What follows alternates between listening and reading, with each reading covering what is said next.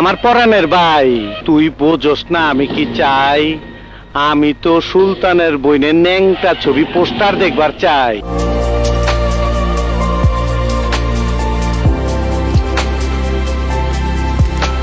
চলচ্চিত্র শিল্পী সমিতির নির্বাচন হয়েছে গত 19 তারিখ। এরপর 23 তারিখ যে ঘটনায় এফডিসিতে ঘটেছে, শিল্পীরা সাংবাদিকদের পিটিয়েছেন, তারপর থেকে শিল্পী সমিতির উপরে কড়া নজরদারি শুরু হয়েছে।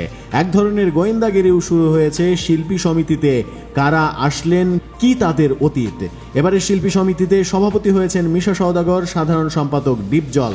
দুজনেরই আবির্ভাব পর্দায় খলনায়ক হিসেবে, কিন্তু অশ্লীলতার যুগেই তাদের আবির্ভাব এবং অশ্লীলতার যুগেই তাদের আধিপত্য বিস্তারের ঘটনা এখন সবাই স্মরণ করছেন।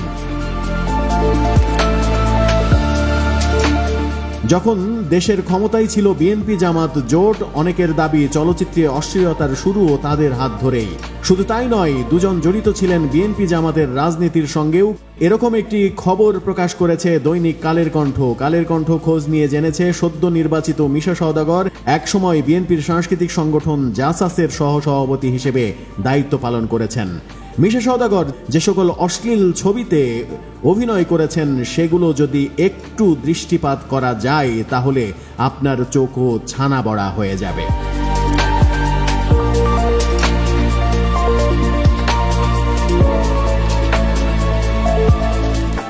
গুগল ঘাটলে সাবেক প্রধানমন্ত্রী খালেদা জিয়ার সঙ্গে ছবিও তার মিলে যাবে। এই সময় বিএনপি আয়োজিত বিভিন্ন অনুষ্ঠানে নিয়মিত উপস্থিতি ছিল এই অভিনেতার বলে দাবি করেছে কালের কণ্ঠ। সময়ের বিবর্তনে তিনি ভোল পাল্টেছেন, এখন হয়েছেন আওয়ামী ঘরানার মুজিব কোট পরে বিভিন্ন জায়গায় ঘুরতে দেখা যায় তাকে। শুধু ঘরানারই নন, রীতিমতো অস্বীকার করেন যে তিনি কখনো বিএনপির রাজনীতির সঙ্গে জড়িত ছিলেন, অথচ জাসাসের নেতা ছিলেন তিনি। একই অবস্থা বিএনপির রাজনীতি দিয়েই উত্থান মিরপুরের কিং মনোয়ার হোসেন ডিপজলের। কাউন্সিলর ছিলেন 9 নম্বর ওয়ার্ডের। বিএনপি জোট যখন ক্ষমতায় তখন বিএনপির কাউন্সিলর হিসেবেই পরিচিত ছিলেন। টানা 3 মেয়াদে কমিশনার নির্বাচিত হয়েছিলেন তিনি। বিএনপি সমর্থিত কাউন্সিলর প্রার্থী হলেও তিনি দাবি করেন স্বতন্ত্র প্রার্থী হিসেবেই তিনি বারবার বিজয়ী হয়েছেন।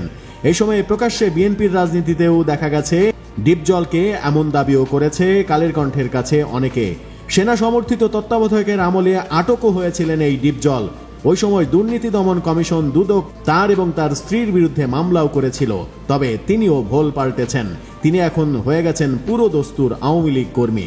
গত নির্বাচনেও আওয়ামী লীগের বিভিন্ন প্রচারে তাকে দেখা গেছে। শুধু তাই নয়, 2001 সালে ঢাকার একটি আসনে উপনির্বাচনের সময় সেখান থেকে আওয়ামী লীগের প্রার্থী হওয়ার চেষ্টাও করতে দেখা গেছে তাকে। তবে বিএনপি থেকে উত্থান বলে তার কাছে মনোনয়ন ফর্মই বিক্রি করেনি আওয়ামী লীগ। কালের কণ্ঠের অনুসন্ধানে বেরিয়ে এসেছে, বর্তমান কমিটিতে বিভিন্ন পদে ঠাঁই পাওয়া রুবেল, জয় চৌধুরী, আলেকজান্ডার বউ বিভিন্ন সময় বিএনপি জামাতের রাজনীতির সঙ্গে যুক্ত ছিলেন। তবে তারা এখন পুরোপুরি অস্বীকার করেন বিষয়টি। নতুন কমিটির শপথ শেষে সাংবাদিকদের সঙ্গে মারামারির ঘটনায় নেতৃত্ব দেওয়া শিল্পী সমিতির সদস্য শিবা শানু এখনও ওতপ্রোতভাবে বিএনপির রাজনীতির সঙ্গে জড়িত।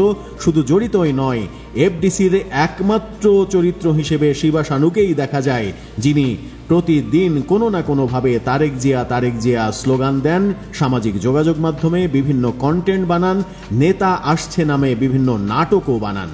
এসব দেখে অনেকেরই ধারণা, চলচ্চিত্র শিল্পী সমিতি কি তাহলে বিএনপি ঘরানার নেতৃবৃন্দের দখলেই চলে গেল?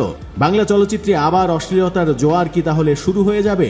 এই আতঙ্ক আরও পাকাপোক্ত হয়েছে শপথ অনুষ্ঠানের পর ন্যাক্কারজনক ঘটনার মাধ্যমে। কালের কণ্ঠর রিপোর্ট তেমনটাই বলছে। এখন আসল তথ্য হচ্ছে, অশ্লীলতার যুগে উত্থান এই দুই অভিনেতা শিল্পী সমিতির সভাপতি এবং সাধারণ সম্পাদক হিসেবে কতটা কি করতে পারবেন? তারা কি তাদের অতীত অস্বীকার করবেন? যেসব ছবিতে তারা অভিনয় করেছেন, তাদের সঙ্গে শিবা শানু, আলেকজান্ডার বউ, তারাও অশ্লীলতার রাজ্যের সব থেকে প্রথম সারির সদস্য হিসেবে পরিচিত ছিলেন। তাদের অশ্লীল ছবি পারিবারিকভাবে তো বটেই, বন্ধুরা একত্রিত হয়ে দেখতে গেলেও রীতিমতো শিহরিত হয়, লজ্জা পায় একজন আরেকজনের মুখ দেখতে।